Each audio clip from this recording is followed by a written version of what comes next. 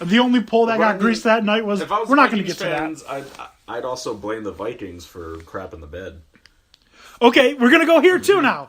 Tinfoil hat conspiracy bullshit. Did you guys see that post that was leaked before that said, congratulations, Patriots fans, Vikings fans, your teams are going to the Super Bowl? It leaked hours before the Patriots game. All right. I mean, that could easily have just been one of those pre-made things. Here's the conspiracy theory. They were like, oh shit, we can't let this go as planned, but the Patriots have to be in the Super Bowl. So we're going to let that happen, and then we're going to have the Eagles beat the Vikings.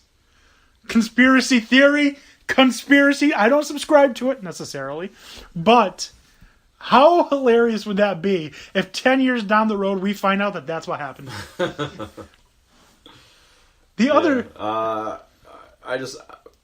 I don't see the players playing that badly, no matter what the play calling is. The Vikings just, they were fumbling. The game was terrible, and from what I saw and from what I can gather, by the way, Blade Runner's a good movie, because that's what I was watching in replacement of this.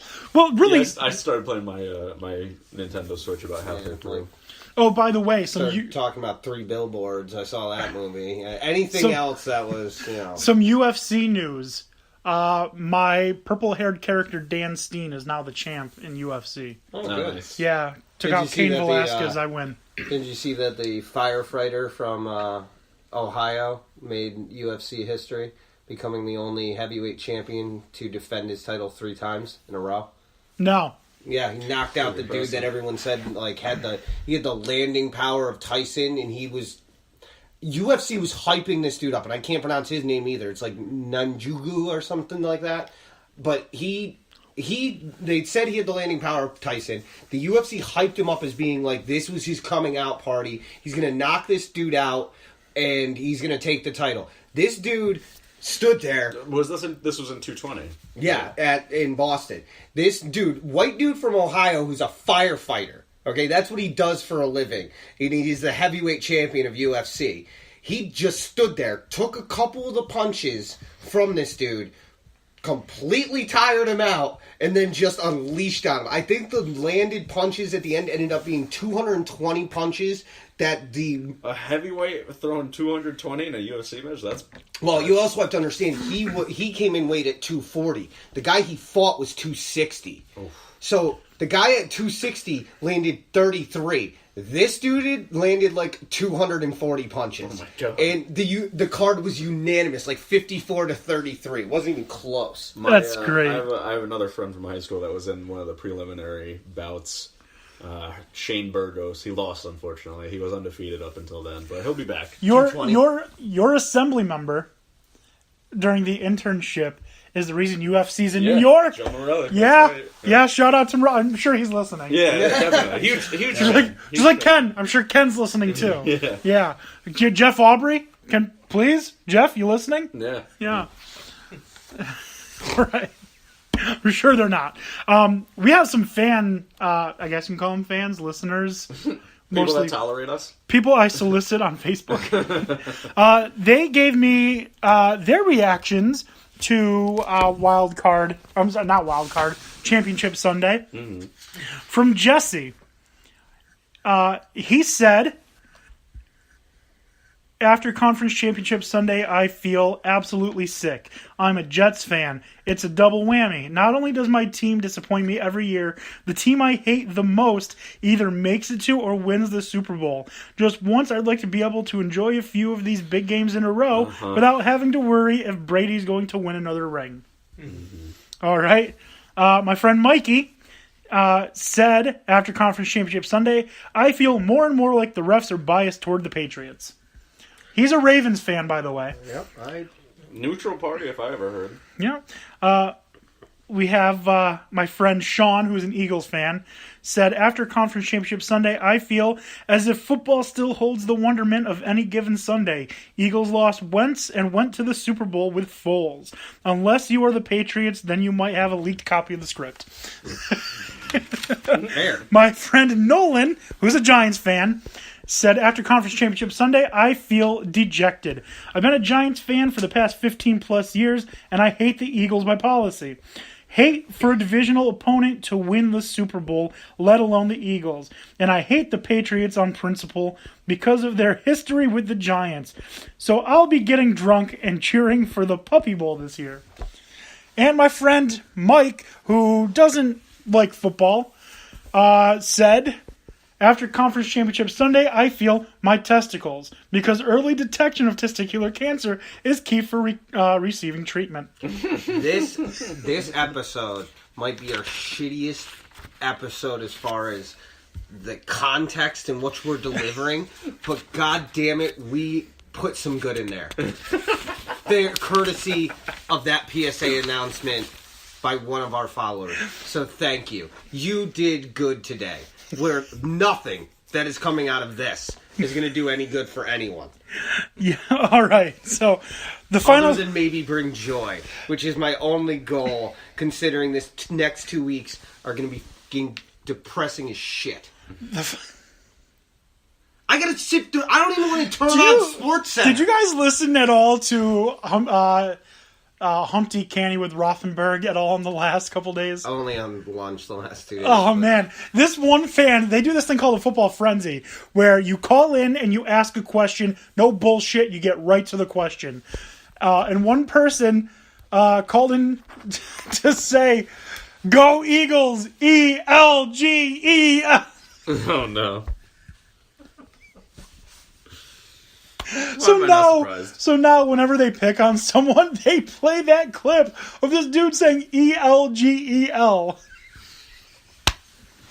Eagles. The Elgels. My favorite team, the Eagles. Did you hear that Bud Light is still not forgotten their bet that they made to a fan? No. Some fan called them out and said, beginning of the season, training camp, it was like, Eagles win the Super Bowl. I want some beer if it comes out to be true. You willing to take the bet? And Bud Light was like, yeah, we'll take that. What's some beer? They said that they were it would be compensatory. I don't know. They said that they're already putting plans in place, but they don't want to give away what the plan will be until it actually happens. Do you guys remember about 18, 20 weeks ago? It's got to be longer than that because it was before the season started. We talked about this dipshit fan who tattooed on his arm Eagles Super Bowl champs. Yep. What the fuck? Yeah. Like, I'm freaking out. If that guy actually is correct and it's those three, that guy is a fucking time traveler. We need to capture him. Or Carson Wentz is the new Tom Brady. And either way, that person needs to be questioned now about how he knows this information. Yeah. All right. And furthermore, why aren't you betting, sir? You put a tattoo, and you were willing to commit to that. Why didn't you put your house on it?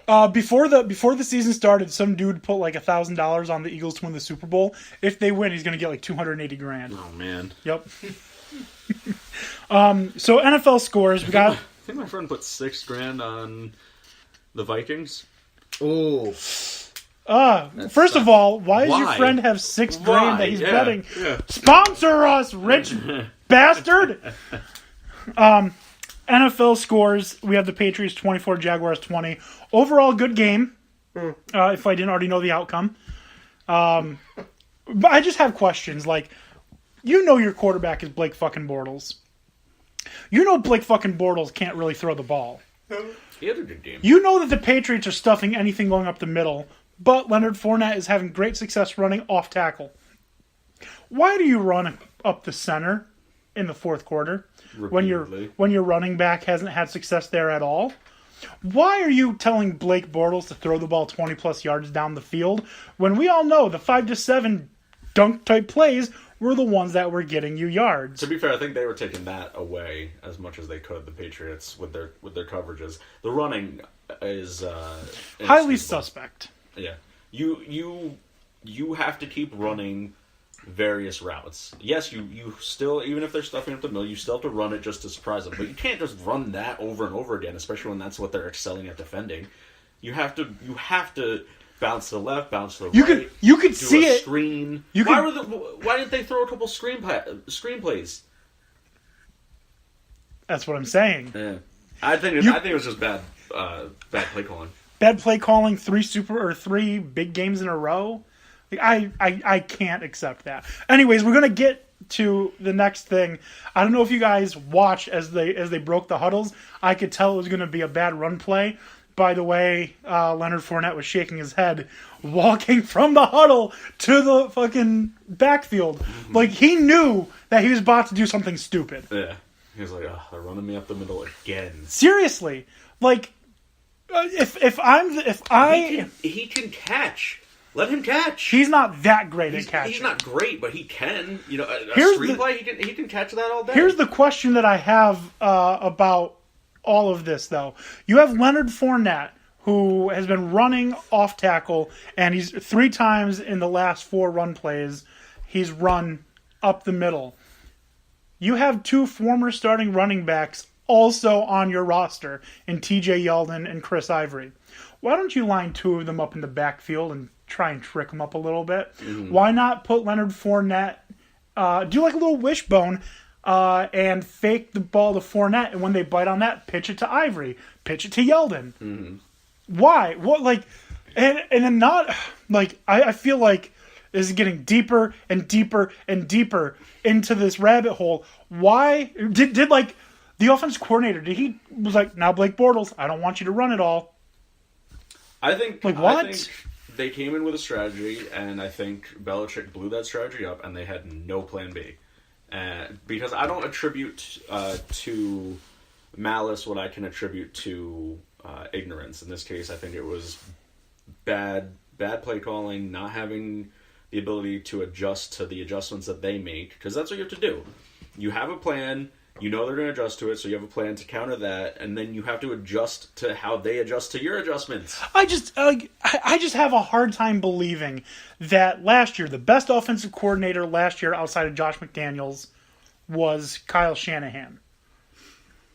How does the best offensive coordinator mess up that bad?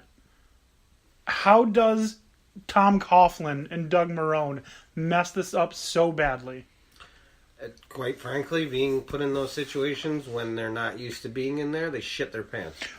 Tom Coughlin, I know he's only the general manager. Yeah, but Tom Coughlin's not down there calling the fucking plays. No, but I am hard pressed. That's what we can say. Fucking. Yeah. Right, well, he's not calling the fucking plays. I'm hard pressed to believe that Tom Coughlin didn't go down at the half and was like, all right, now keep this shit up.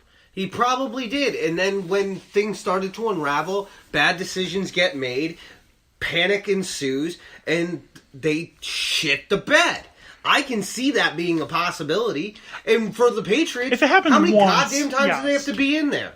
Well, I know, but the Patriots, they've been there. They've done this. This isn't anything new to them. But for the teams that are facing it, it is new to them, and then panic sets in. So you start trying to overthink yourself. I think part of the reason why I think it's bigger than just them being good is because we have a history of them cheating over and over and over and over again.